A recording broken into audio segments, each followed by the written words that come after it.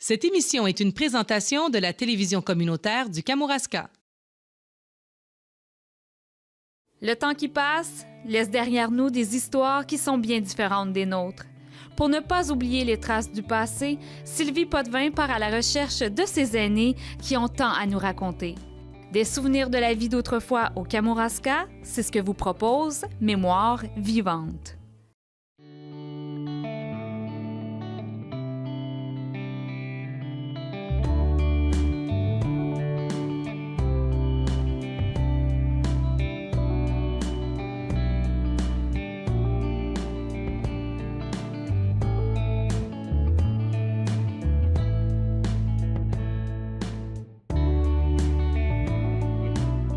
Cette semaine à Mémoire vivante, Sylvie Potvin s'entretient avec M. Gilles Gosselin qui nous parle de l'histoire de la radio à l'Apocatière. Bonjour, M. Gosselin.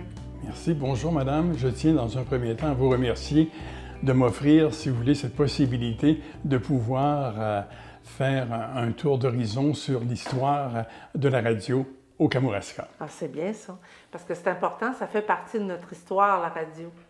Je voulais vous connaître davantage, M. Gosselin. Où êtes-vous né? Moi, je suis natif de Saint-Gervais, dans le comté de Bellechasse. C'est une petite municipalité que l'on pourrait comparer à Saint-Alexandre de Kamouraska. Ah bon.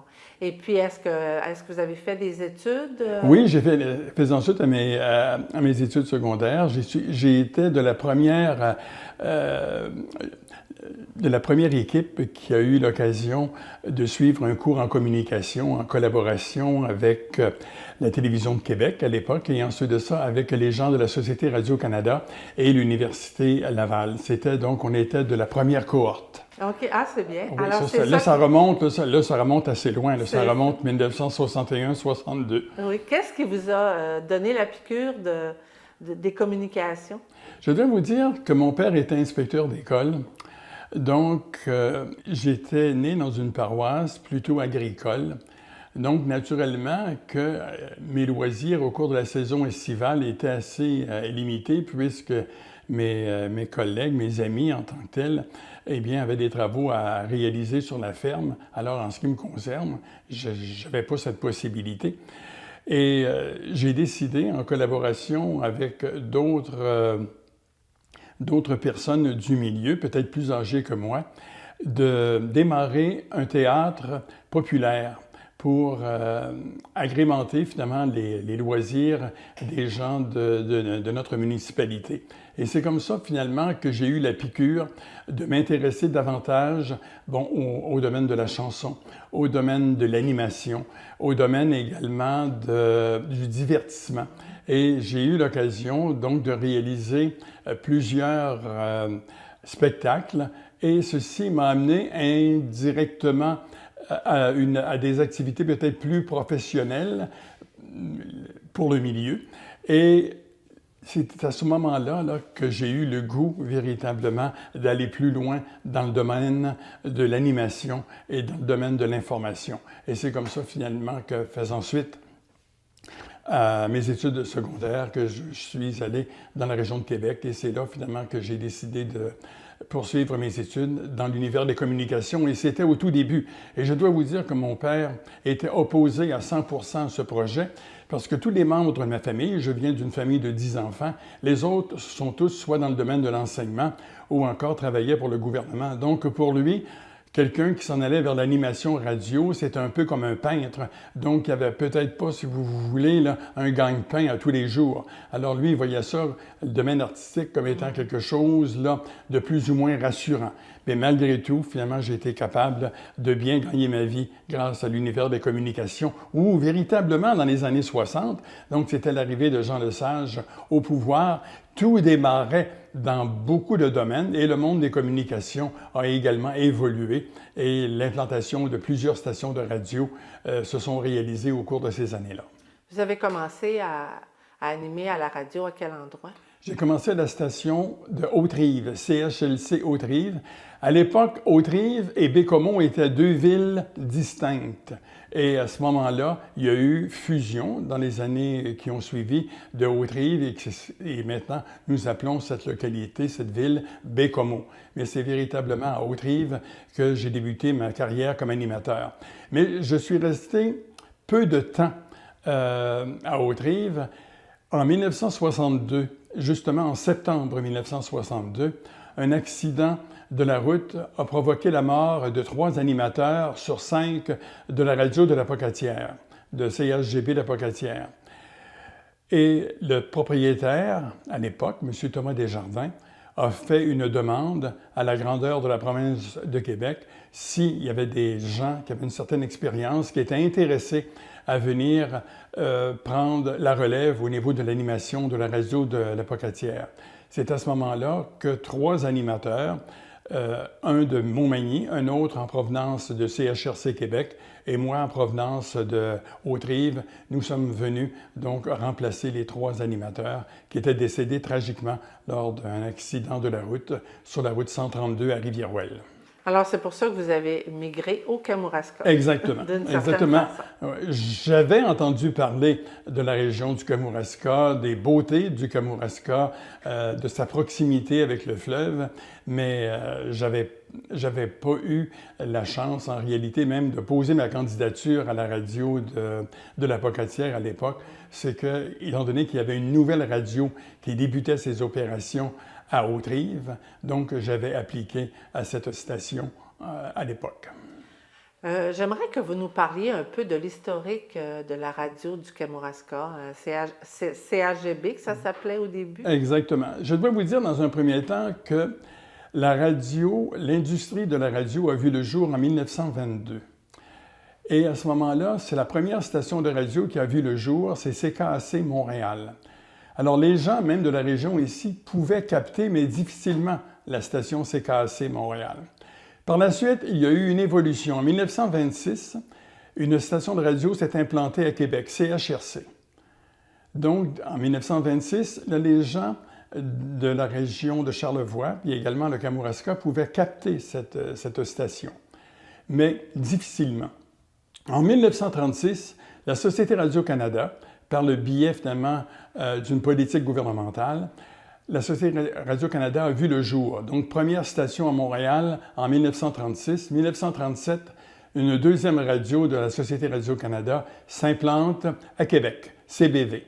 Et en même temps, une station de radio voit le jour, CJBR, à Rimouski, la première dans le Bas-Saint-Laurent. Mais ce qu'il y a d'intéressant, c'est que celui qui a participé au démarrage de la station CHRC Québec en 1936, M. Thomas Desjardins, était un technicien qui avait fait ses études à Québec, mais natif de la Pocatière. Au fédéral, Henri-Georges Bouchard, qui était le député, avait commencé sa carrière également comme animateur de l'émission Le Réveil rural à Radio-Canada sur le réseau. Alors, il a la chance de communiquer avec M. Thomas Desjardins pour lui dire « C'est bien beau, moi je fais de la radio à Montréal et je parle de l'agriculture, mais les gens du Kamouraska ne sont pas au courant des nouvelles politiques en matière d'agriculture, des nouveaux projets de loi, ainsi de suite.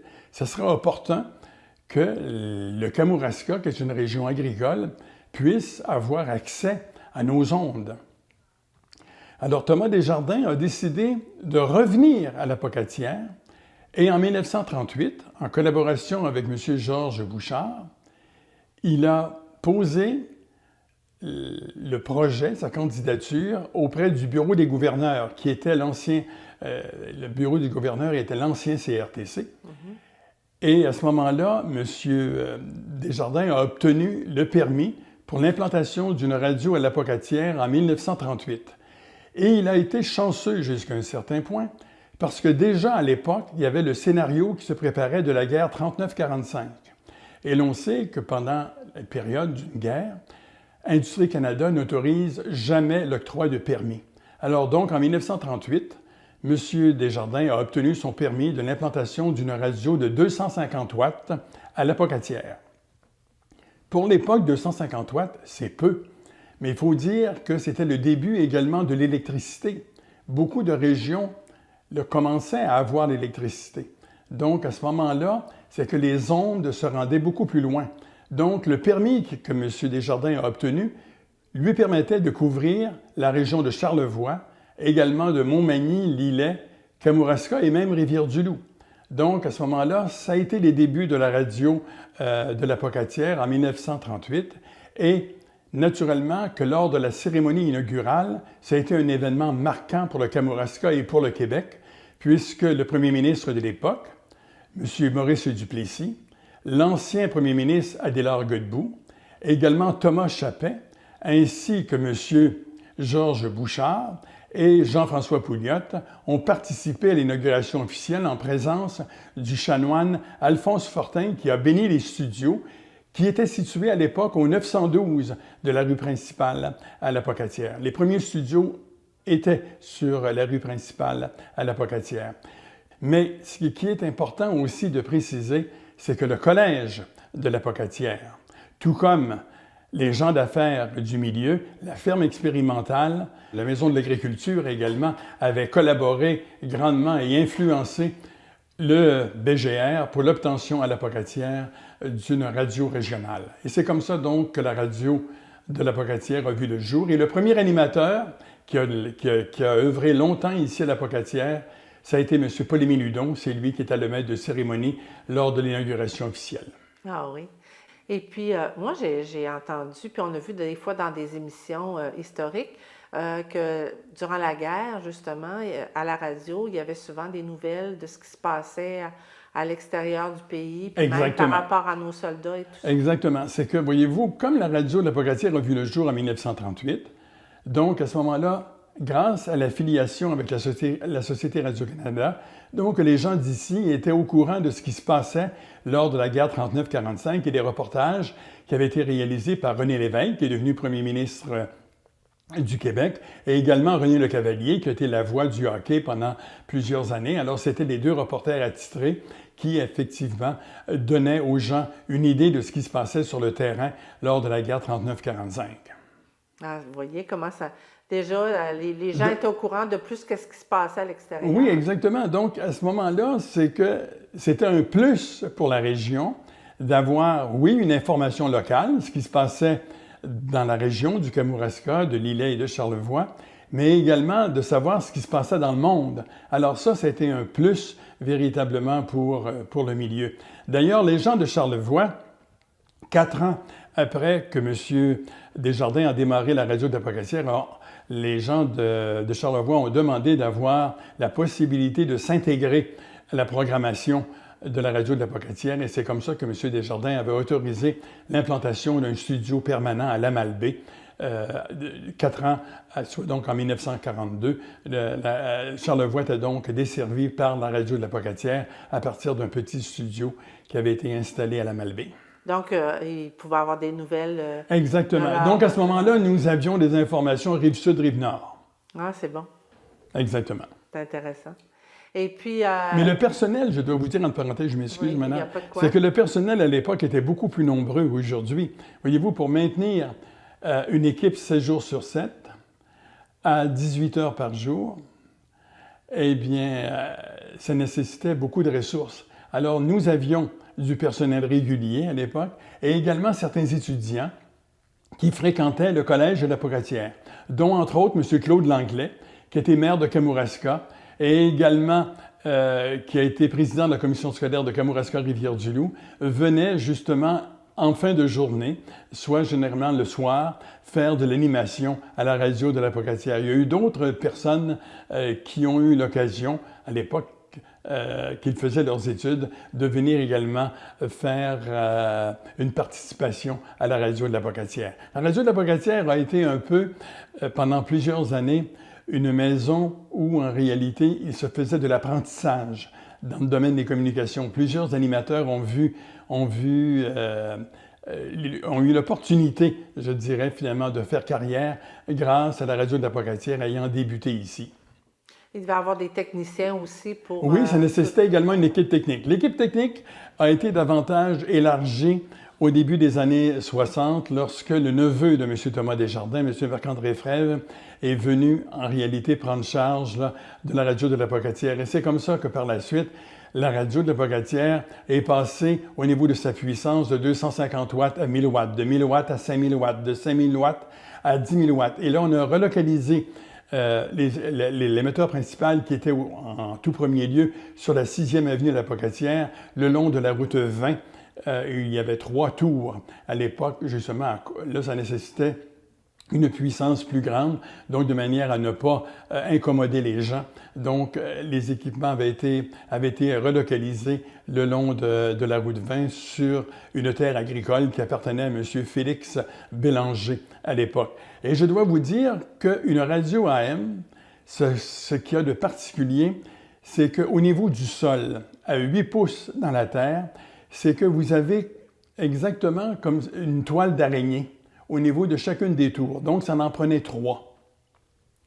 Et à ce moment-là, il fallait toujours, ces toiles d'araignée-là, c'était fait de cuivre. Mais il fallait toujours que ce soit dans un terrain humide. Et à ce moment-là, le terrain de M. Bélanger se prêtait à ce scénario, puisque l'eau en provenance du fleuve à certaines périodes de l'année débordait jusque sur le terrain. Donc, ça alimentait le sol, ça le rendait de plus en plus humide. C'était une terre de glaise.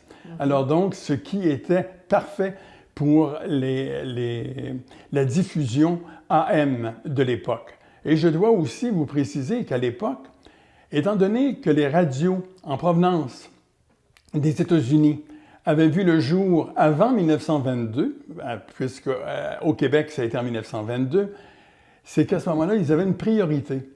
Donc, lorsqu'arrivait la période dite hivernale, il fallait à ce moment-là réduire la puissance de l'émetteur en tant que tel. Donc, à ce moment-là, c'est que dès la tombée du jour, étant donné que le son voyageait beaucoup plus facilement, il fallait à ce moment-là réduire la puissance de l'émetteur. Donc, à chaque fois qu'arrivait, comme un exemple, en décembre, vers les 4 heures de l'après-midi, la radio, automatiquement, on a un patron qu'on appelle de jour, prenait un patron de soir. Il y avait une pause vers les 4 heures, et à ce moment-là, la radio se trouvait à desservir un territoire plus restreint que durant la journée. Ah, c'est drôle. Et lorsque est arrivée la période du FM dans les fins des années 70-80, là, à ce moment-là, le FM, les ondes voyagent de façon aérienne. Donc, par conséquent, on n'avait plus ce problème-là, d'une part, mais d'autre part, les émetteurs qui étaient situés le long de la route 20 devenaient caducs. Il a fallu à ce moment-là installer notre tour, nos installations dans le rendu vide à Saint-Onésime, sur un site très élevé où il n'y a pas, on pourrait dire, rien pour créer de l'ombrage au niveau des ondes, je veux dire montagnes ou des arbres en grande quantité. Alors, c'est une des raisons pourquoi on appelle ça, à Saint-Onésime, le rendu vide. Et puis là, vous dites que bon, la radio a augmenté de fréquence en 1960 à peu près. Vous êtes arrivé en 62? Moi, je suis arrivé ici, c'est ça, fin de 1962, exactement quelques mois après le tragique accident qui est survenu à 3 animateurs de la radio de la Pocatière. Il en restait 2 à l'époque, Maurice Lévesque et Roger Plante. Et à ce moment-là, nous avons complété l'équipe pendant un certain temps. Oui, et vous êtes resté? Oui, je suis resté, moi, jusqu'en 1967. Et là, par la suite, j'ai poursuivi ma carrière à Rivière-du-Loup. Je tenais à faire de la télévision et naturellement, il y avait une station de radio à l'époque, CJFP, qui avait vu le jour, la radio de Rivière-du-Loup, en 1947. Donc, après la guerre 39-45. Et là, ensuite de ça, donc, il y avait eu implantation d'une station de télévision à Rivière-du-Loup au début des années 60. Et là, en 1967, indéniablement, je suis devenu effectivement le premier animateur, on pourrait dire, rattaché au domaine de l'information pour la télévision de Rivière-du-Loup. Et c'est ce que j'ai fait jusqu'en 1987. Et en 1987, je me suis principalement centré vers l'administration au niveau de la radio et du personnel dans les différents médias, dont la radio de la Pocatière, que nous avions, que le propriétaire de la station de radio de l'époque de Rivière-du-Loup, Luc Simard, avait fait l'acquisition le 1er septembre 1977. Mais comme j'avais travaillé pendant quelques années à la Pocatière, il m'avait demandé de m'occuper principalement de cette radio-là. Et cette radio-là est toujours en opération et nous sommes en 2018.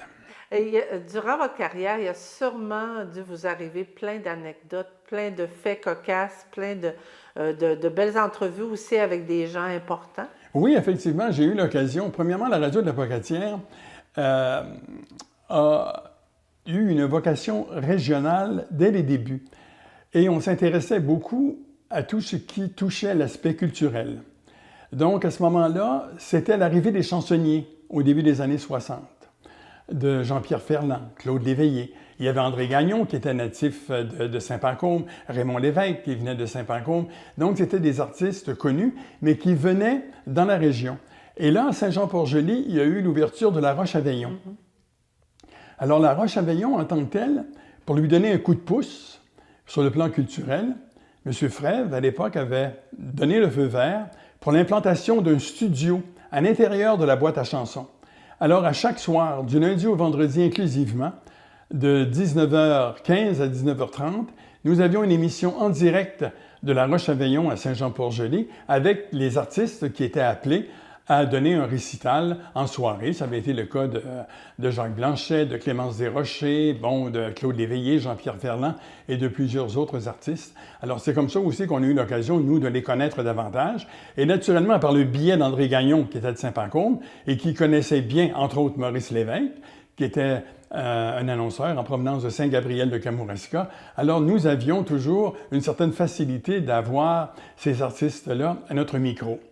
Également, en raison du travail réalisé sur le plan technique par M. Marc-André Frèvre à l'époque, nous avions obtenu le feu vert pour l'inauguration officielle du NM Trans-Saint-Laurent de Rivière-du-Loup-Saint-Siméon, le traversier.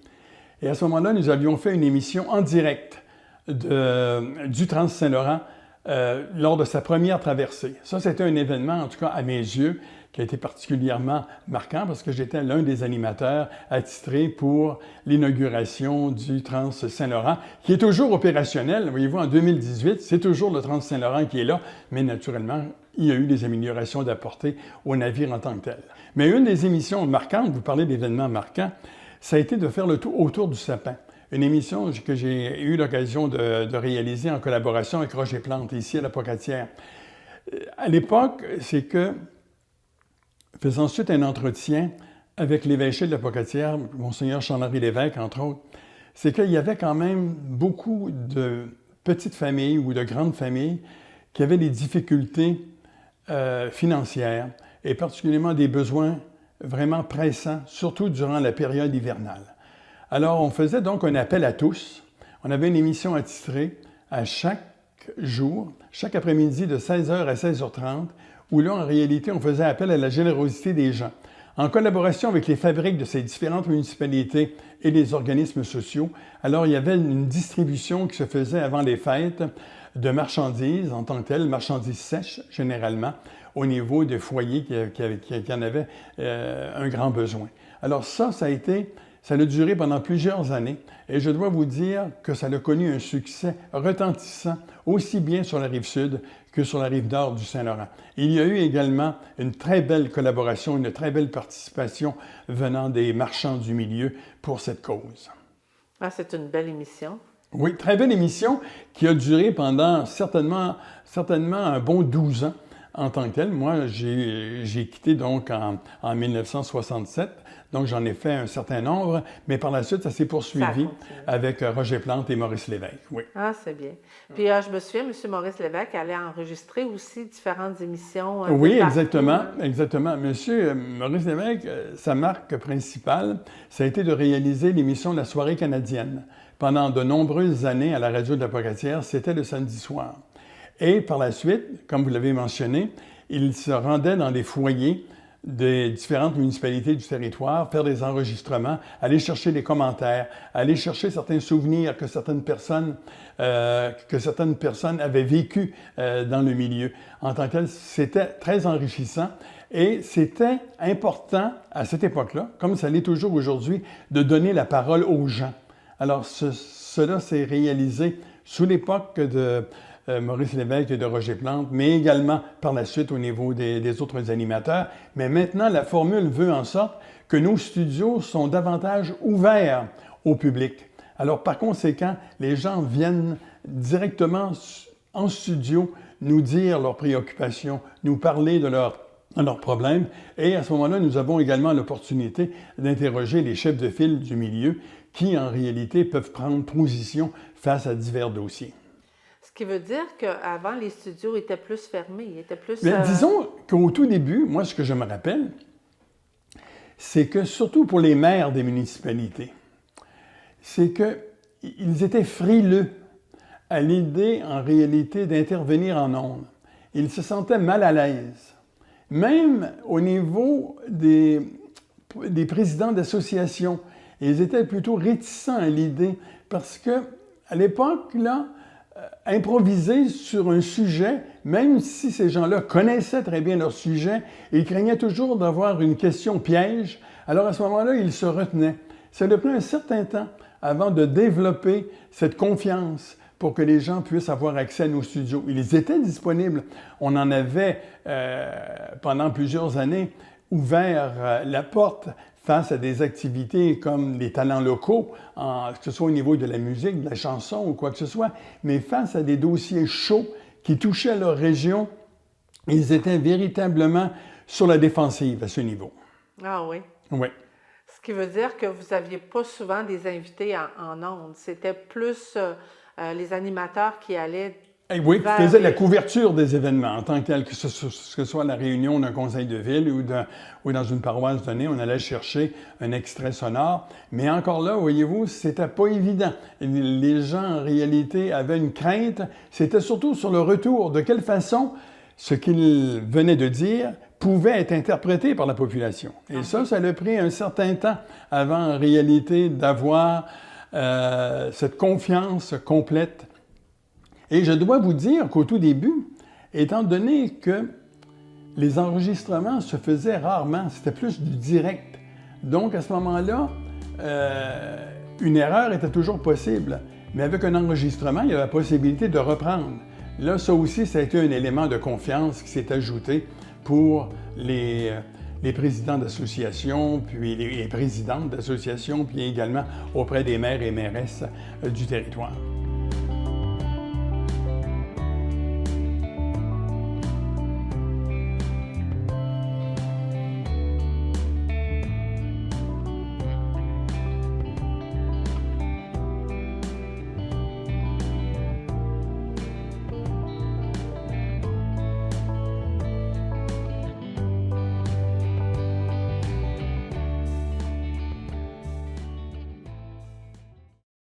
Cette émission était une présentation de la télévision communautaire du Kamouraska.